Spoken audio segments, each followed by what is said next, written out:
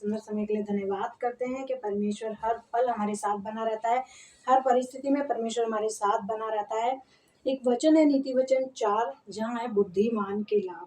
परमेश्वर पिता का धन्यवाद करते हैं, बुद्धि के लाभ के बारे में परमेश्वर बात कर रहा है। यहाँ 5वीं आयत से पढ़ना मांगूंगी। लिखा है, बुद्धि को प्राप्त कर, समझ को भी प्राप्त कर, उनको ना भूल जाना, ना मेरी बातों को छोड़ना। बुद्धि को ना छोड़, वह तेरी रक्षा करेगी। उससे प्रीति रख, वह तेरा पहरा देगी। बुद्धि क्या है? श्रेष्ठ है, इसलिए उसकी प्राप्ति के लिए यत्न कर।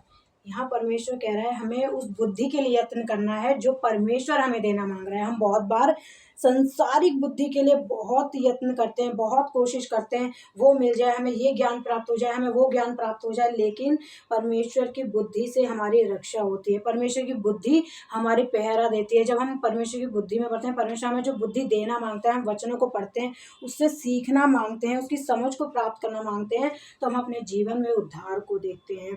यहाँ लिखा है बुद्धि श्रेष्ठ है, इसलिए उसकी प्राप्ति के लिए यत्न कर, और जो कुछ तू प्राप्त करे उसे प्राप्त तो कर, परंतु समझ की प्राप्ति का यत्न घटने ना पाए। यहाँ कह रहा है हमें समझ होना बहुत ज़रूरी है। बहुत बार हम ये सोचते हैं, हम बहुत पढ़ लेते हैं या बहुत लिख लेते हैं, ऐसी बहुत सी चीज़ें हैं जो हम जो दुनियावी ज्ञान को प्राप्त कर लेते हैं, तो ये लगता है कि हमसे समझदार कोई नहीं है, हमसे ज़्यादा पावरफुल कोई नहीं है। लेकिन परमेश्वर की बुद्धि का यहाँ पे वचन हमें सिखा रहा है कि उसकी बुद्धि क्या है? श्रेष्ठ है, जो हमें हर चीज़ों में, हर कामों में श्रेष्ठ बनाती है। हमारे काम हो, चाहे हमारे घर की परिस्थिति हो, चाहे हमारी बाहर की परिस्थिति हो, चाहे हमारी कोई भी चीज़ें हो, हर एक चीज़ में हमें श्रेष्ठ बनाती है। इसलिए परमेश्वर का वचन हमें सिखाना मांग रहा है कि और चीज़ों से बेहतर है हम किसके यत्न में लग जाएं? परमेश्वर की बुद्धि को पाने के यत्न में लग जाएं।